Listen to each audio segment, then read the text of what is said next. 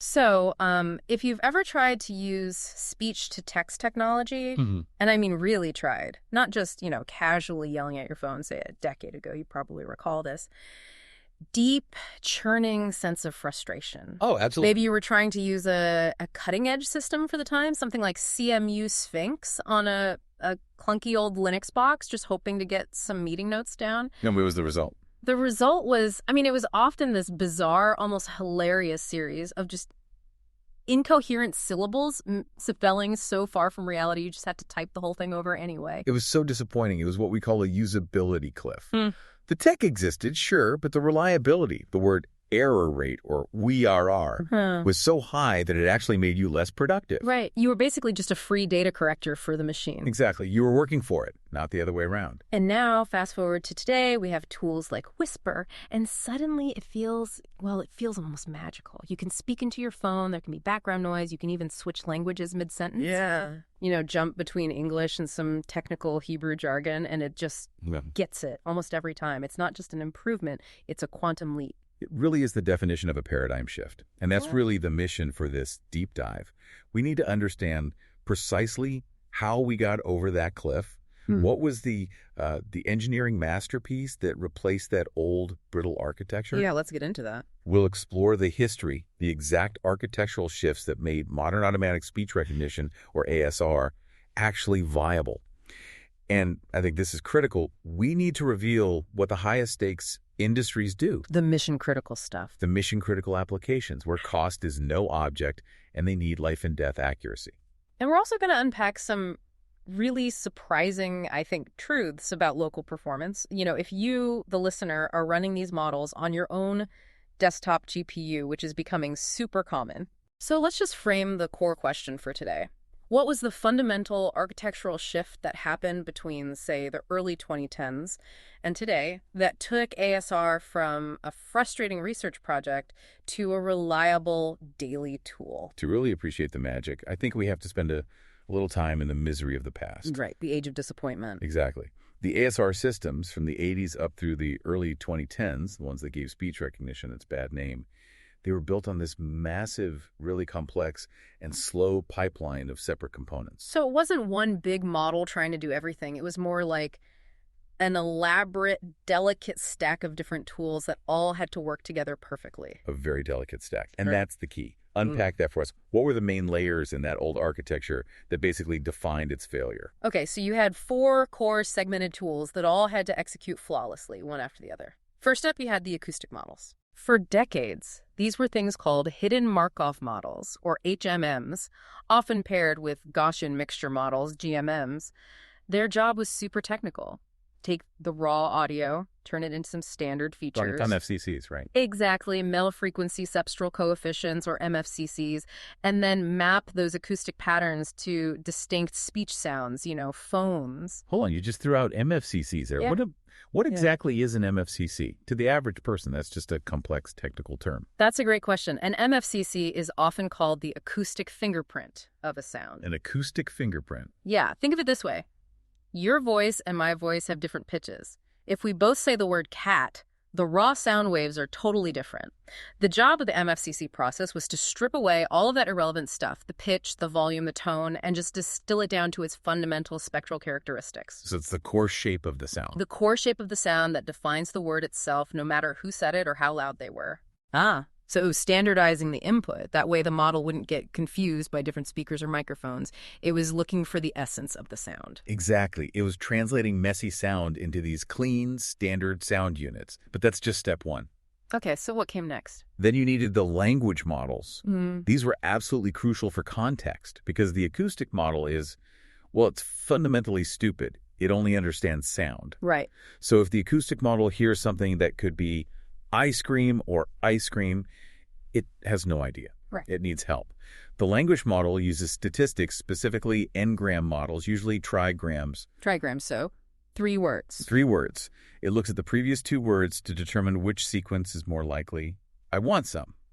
Well, ice cream is way more likely than ice cream. So the language model was only looking backward. a couple of words to make its guess. That seems like a huge limitation. It was a massive restriction. That context window was incredibly short, usually just 3 to 5 words. Yeah. To give you an example that would just absolutely break an old n-gram model. Imagine a complex sentence like this.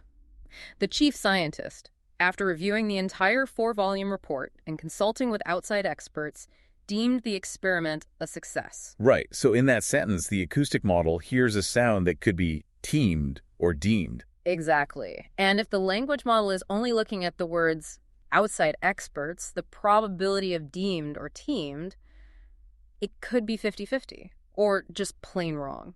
Because the crucial information, the subject, the chief scientist, is like 15 words away. And the Enneagram model has 0 chance of seeing it. It can't look that far back to connect the verb to the subject. It's totally blind to long-range dependencies. That explains so much of the frustration right there. Yeah. But there were 2 other components, you said. There were. The third was the pronunciation dictionary. This was a huge, manually curated list mapping every single word to its phonetic sequence. So if you said a word that wasn't in the dictionary? The system failed instantly. It was an out-of-vocabulary word. Didn't matter how good the acoustic model was. Wow. And the last piece. And finally, tying it all together, you had the Viterbi algorithm. This was the decoder. That Viterbi algorithm sounds like the traffic cop trying to manage all this probabilistic chaos. Mm-hmm. How hard was its job? Its job was terrifyingly difficult.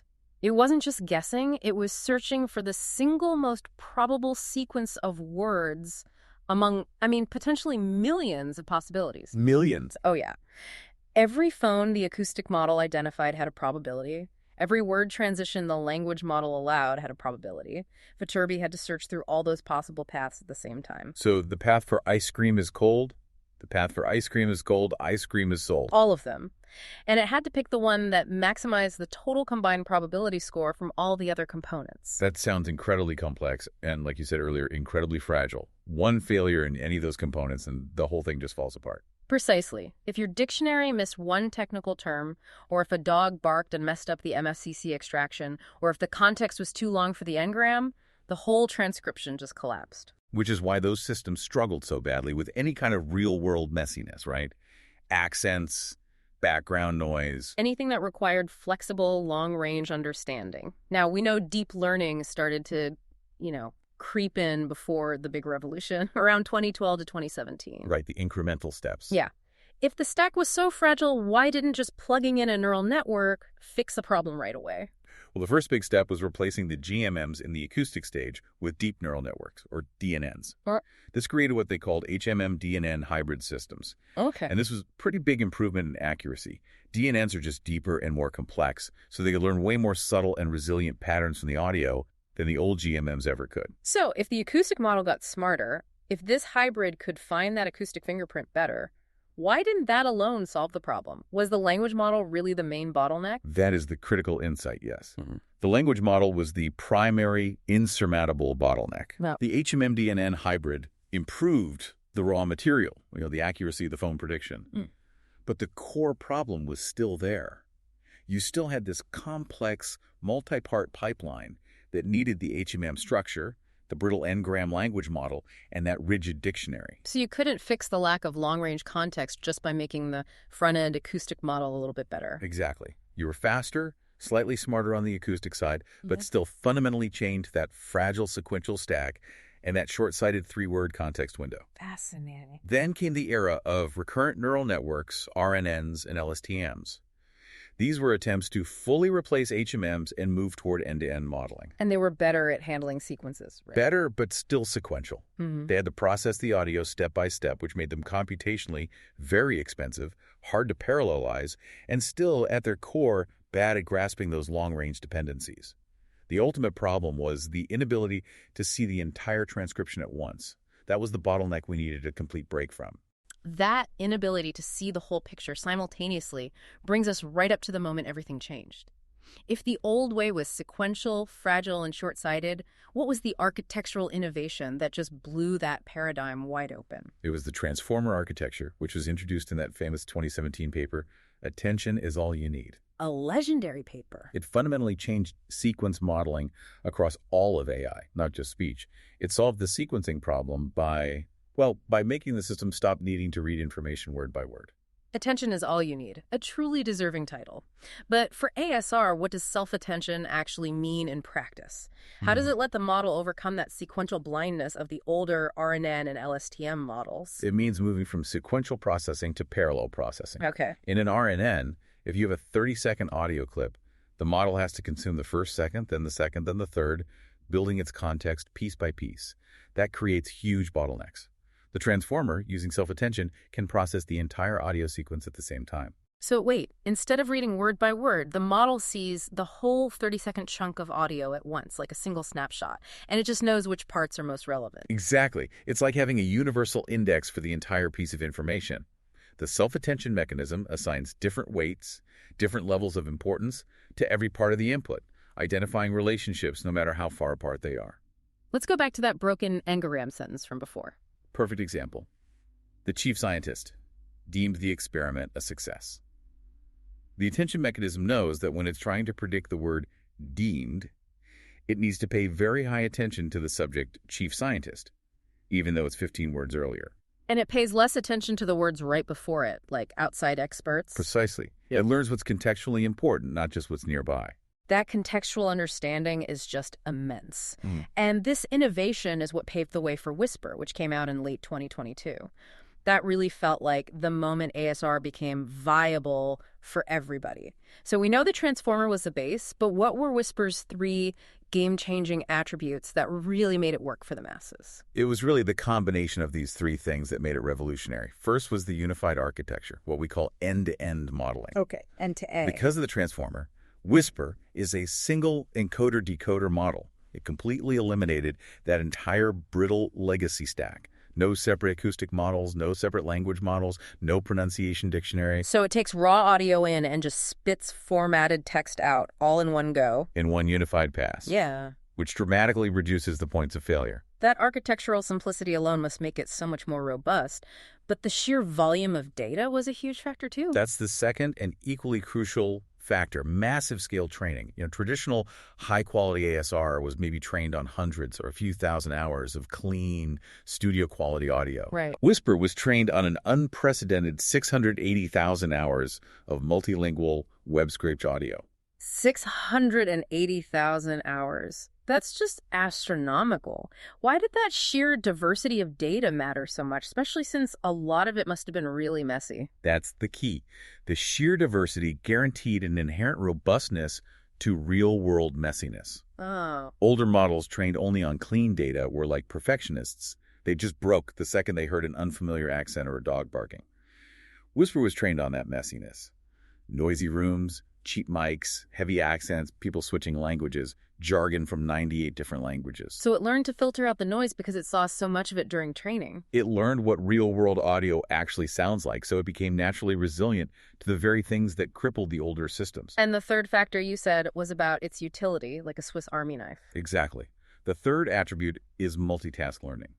Whisper wasn't just trained to do basic transcription. It learned transcription, translation to English, language identification, and voice activity detection, all at the same time. From the same data. All simultaneously. And training on all those tasks at once forced the model to develop this really highly generalized, deep understanding of the features of human speech, no matter the language or the specific task. This brings up the classic paradox, though. It's the question everyone asks. If ASR was so bad before 2022, where did OpenAI get 680,000 hours of transcribed audio to train Whisper? Who transcribed all that if no good ASR existed? It's the ultimate chicken and the egg puzzle, and the answer is this idea of multi-generational bootstrapping. Bootstrapping? Yeah, back in the 80s and 90s, the first datasets were small enough, maybe 50 or 100 hours, that they could be manually transcribed by linguists. Okay, that makes sense for the start. Then, as the models got a little better, say 50% accurate, researchers switched to a hybrid approach. They'd manually transcribe a small core set, use that imperfect machine to create drafts of the rest, and then pay human reviewers to just correct the machine's transcript. Which is way faster than transcribing from scratch. Way faster. So the data used to train the next generation models was transcribed and then corrected by humans who were reviewing the flawed output of the previous generation. I see. So it's an iterative process. Precisely. Yeah. But Whisper took this and accelerated it exponentially with a method called weekly supervised training. Weekly supervised. They didn't rely on perfect, gold standard human transcripts for most of those 680,000 hours. Instead, they just scraped the internet for any audio that already had a transcript, even if that transcript was known to be imperfect. Like what? YouTube captions. Exactly. YouTube captions, closed captions, audiobooks, Mm. a lot of which were created by older, less accurate ASR systems. Ah, so Whisper was literally trained on data transcribed by its own ancestors. It inherited and then corrected the mistakes of the earlier models, but at a massive scale. It was a monumental filtering task. OpenAI used automated metrics to weed out the absolute worst audio transcript pairs. But the core insight was that the sheer quantity and diversity of this weekly supervised data, when you pair it with the context-aware transformer architecture, allowed the model to learn the generalized structure of language and override the little inaccuracies in the ancestral transcripts. So quantity and diversity beat perfect quality in this case. It proved that in the age of transformers, a massive quantity of diverse, even slightly imperfect data could overcome the quality issues that had plagued every system before it. That completely answers our core question. The shift wasn't just incremental, it was a fundamental architectural break. The transformer's parallel processing, supercharged by an unprecedented scale of weekly supervised data. That is the difference between the brittle CMU Sphinx and the near-magical utility of Whisper. Now, we need to shift our focus pretty dramatically from general consumer viability to enterprise necessity. Because an off-the-shelf model like Whisper gives you great results for general use. That 3 to 5% word error rate on clean audio is fantastic. But when we're talking mission-critical systems, that 3% error rate is still a complete deal breaker. It's not good enough. Not even close. These systems need near zero error tolerance. They're aiming for less than 1 or 2% EER, and they have to meet these incredibly stringent regulatory compliance standards. So if the budget is basically unlimited and a mistake could literally mean a safety risk, loss of life, or a huge financial penalty, what separates that enterprise strategy from what a developer is doing with a slightly customized Whisper model? Let's start with medical transcription. This is a great example. Okay. Here, the accuracy requirements are sky high, not just because of complex medical terms, but because of the real danger of medication errors. For example, transcribing Celebrex, a pain reliever, instead of Cerebix, an anti-epileptic drug. Wow, they sound almost identical. The acoustic difference is tiny, but the context is everything. That kind of error could be lethal. That is a perfect high-stakes example. So what specific engineering steps do medical systems take to mitigate that risk that a general model like Whisper just doesn't? They require extreme specialization. They absolutely do not use a general ASR model. They use models that are specialty specific. So a model just for radiology or just for oncology? Exactly. Radiology, oncology, pathology. Models trained for years on those specific vocabularies. And furthermore, these systems have to strictly comply with regulations like IPAA. Right, data privacy. And that compliance often mandates an on-premise deployment or a very strict private cloud. You are prohibited from using a general external API where patient data might get sent to a third party. The entire platform has to be dedicated and auditable. That on-premise mandate is key. It's not just about accuracy, it's total control over the data environment. Okay, another terrifying mission-critical example would have to be air traffic control. ATC is maybe the apex challenge for ASR. I can imagine. The noise, the terminology. You have highly specialized aviation phraseology, proper nouns like airport codes, unique call signs, and the audio itself is just terrible. You've got radio static, engine noise, cockpit alarms, and often non-native English speakers. A slight misinterpretation of altitude. 3,000 instead of 2,000. Catastrophic. It's a catastrophic failure. So the systems that major players use, they must be certified platforms, right? They go through regulatory bodies. Absolutely. They need strict certification from regulators like the FAA in the US or EASA in Europe, and they have to incorporate mandatory safety features like real-time confidence scoring. Confidence scoring? Yeah. If the model is 99% confident in the transcription, it passes through the screen. If that confidence drops to, say, 85%, it gets flagged for immediate human review. It might even show two competing possibilities. It's a built-in fail-safe system. Okay, this brings us to the big question then. If an organization has an essentially unlimited budget and time, what is the mandatory, non-negotiable process they follow to get that sub 2% error rate? How do they build that system when they can't just scrape YouTube like Whisper did? It starts with the custom data mandate.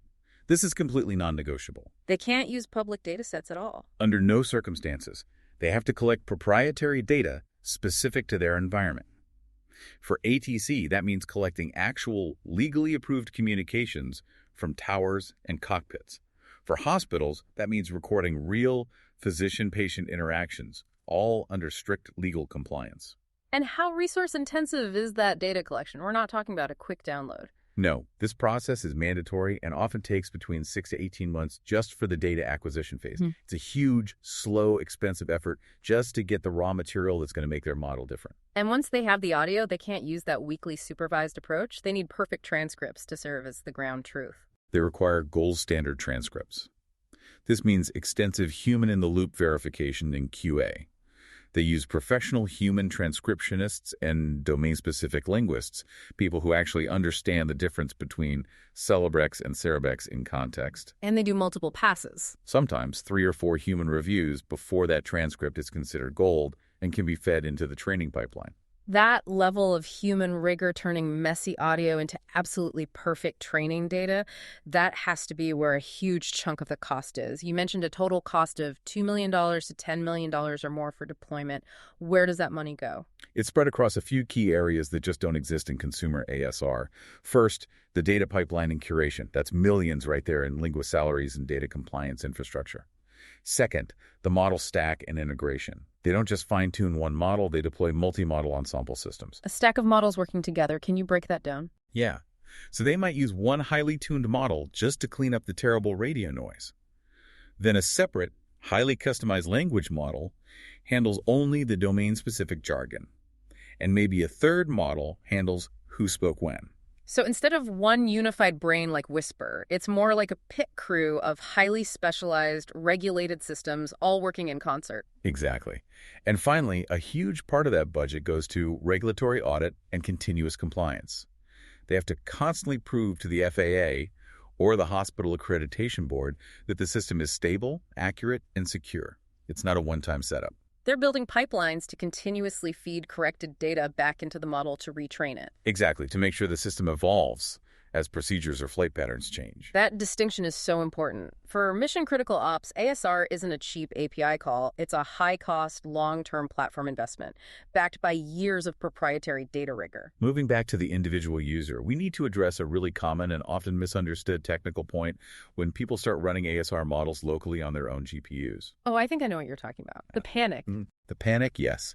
A user sees their GPU usage spike to 95 or 100% during the transcription, and their immediate thought is, oh no, I'm bottlenecked, my GPU can't handle it, I need to upgrade. Right, the GPU utilization myth. It's based on a gaming analogy, because in gaming, 100% GPU utilization often is a bottleneck. So what's the crucial difference here with ASR? Why is 100% GPU a good thing? The key is understanding the workload. AI inference is a burst workload.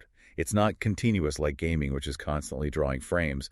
In ASR, the process is wait for a chunk of audio, process that chunk as fast as humanly possible, and then the system immediately drops back to idle. So that spike to 100% for maybe half a second just means the GPU is efficiently mobilizing all its resources to do that one calculation instantly. It's minimizing latency. Precisely. It's the optimal outcome. You want it to spike to 100% because it means you're getting maximum throughput. If it were only at 50%, you'd be wasting compute cycles and your transcription would be slower. So GPU utilization percentage is completely irrelevant to the quality of the output. Totally irrelevant. What matters is how fast you achieve the real-time factor, or RTF. Explain RTF. That sounds like the metric people should actually be watching. RTF is simple. It's the ratio of processing time to audio duration. If you have 30 seconds of audio and your model processes it in 15 seconds, your RTF is 0.5. Okay. If your RTF is 0.1, you're processing the audio 10 times faster than a real time. That's the goal. If your GPU is spiking to 100%, but you're getting an RTF of 0.2, you're at peak efficiency. So utilization isn't the constraint. What is the real hardware constraint for local ASR, especially for bigger models? VRAM. Video RAM is the real constraint. Your VRAM capacity dictates which model size you can even load into memory. Right. You need enough VRAM to hold all the model weights. For instance, the large Whisper model needs about 7.5 gigs of VRAM. An AGB card is ample for the medium model or smaller. If the model fits in VRAM, that utilization spike is just the engine revving to max speed for the burst. That clears up a huge point of confusion. Now let's talk about that 30-second constraint that often plagues the user experience during live transcription. It causes that choppiness. Why is that window so rigid? That 30-second window is a hard architectural constraint of Whisper, Yeah. and it's baked right into the model structure because of how the transformer works. Okay. The audio input is converted into a fixed-size Mel spectrogram, which represents about 30 seconds of audio. The problem is that self-attention mechanism we were praising earlier.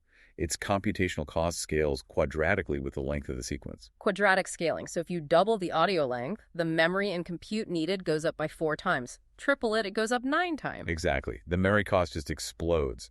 So extending the input past 30 seconds becomes computationally infeasible on consumer hardware and incredibly expensive even on big servers. It's unavoidable. So when a user is speaking for more than 30 seconds straight, the app has no choice but to use this sequential chunking, cutting the audio arbitrarily. Correct.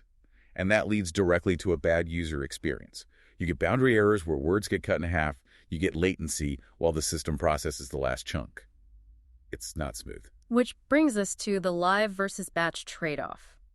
If I'm taking notes in a critical meeting, should I be using live dictation, or is it better to just record the whole thing and transcribe the file later? For maximum accuracy and quality, batch processing almost always wins.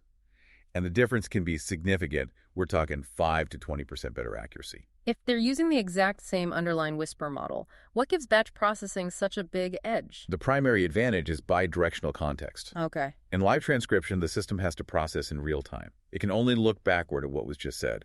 In batch transcription, the entire audio file is available before it starts. So the system can use bidirectional context. It can look forward in the audio stream. Can you give a concrete example of how looking forward changes the output? Sure. Imagine the acoustic model. Here's something that could be, I went to the store to buy tires. Or it could be, I went to the store to buy tears. Right. If the model is only looking backward, it might pick tears. But if it can look forward and see that the next phrase is, for my new truck, the model instantly knows with high certainty that the word has to be tires. That future context resolves the ambiguity in the present. Live transcription can't do that. It can't because the future hasn't happened yet. And beyond that, batch processing also allows for optimal segmentation. Instead of cutting the audio every 30 seconds, it can analyze the whole file and split it at natural pauses or sentence breaks. You get far fewer boundary errors. So the recommendation is clear. For quality-critical long-form notes where accuracy trumps immediacy, asynchronous batch transcription is the way to go. You record the full file first. You prioritize quality over speed, and you gain the power of looking ahead. So we've established that the transformer and massive data got us, 90% of the way there. It provided this near magical utility. What are the current frontiers in ASR research that are trying to close that last 10% gap to flawless? The focus has definitely shifted from just raw accuracy, which is already pretty high in clean audio, to enhancing usability and structure and deep understanding.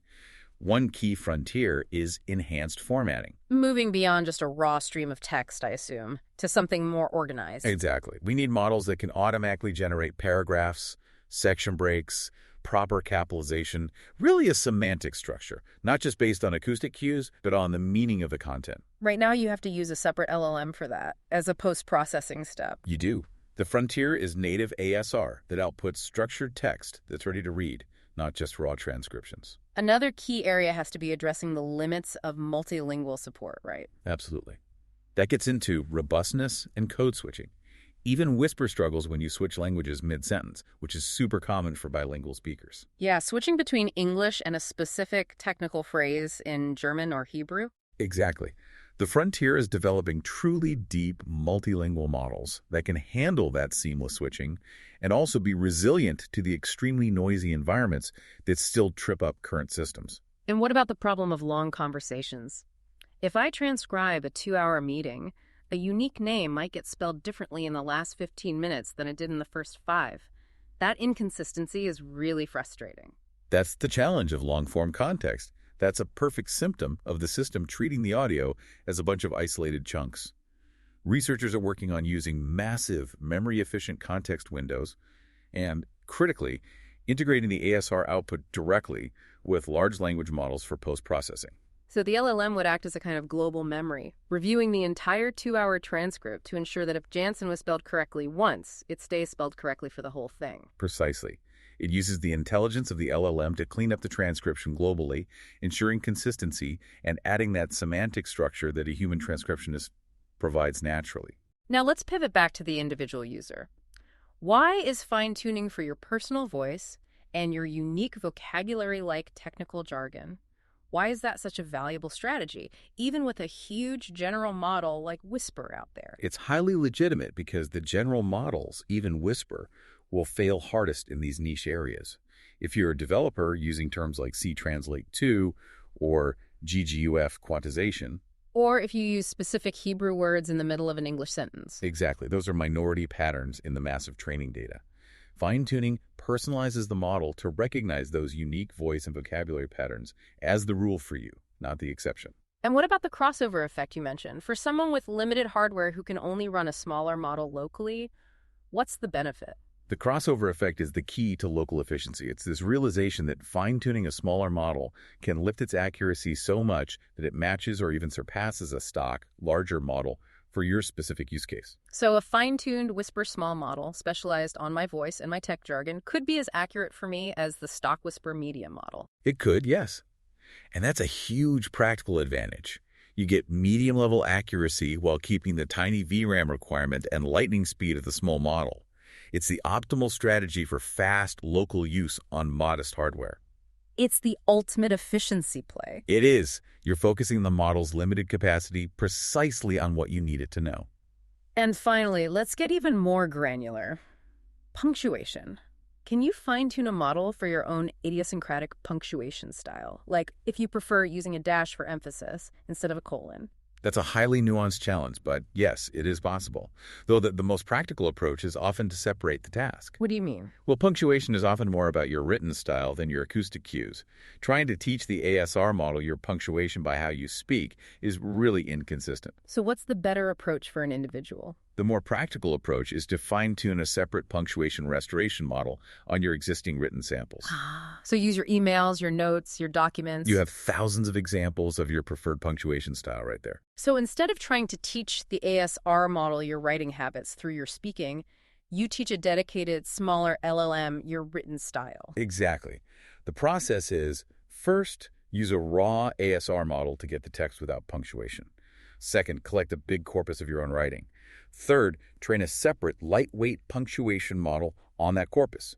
And finally, you run the raw ASR output through your personalized punctuation model. That gives you maximum control. It can learn your comma usage, your dash preferences, everything. And it ensures that your final output style perfectly matches your desired writing voice. We've covered some immense ground today. We've gone from the frustrating, segmented ASR pipelines of the past, where you had these fragile HMMs and short-sighted n-grams, all the way to the robust, unified transformer revolution led by Whisper. And we saw the huge, crucial difference between consumer-grade ASR and those mission-critical systems in medicine and air traffic control, where proprietary data and millions in cost are mandatory for safety and regulation. And on a practical, personal level, we demystified local hardware performance.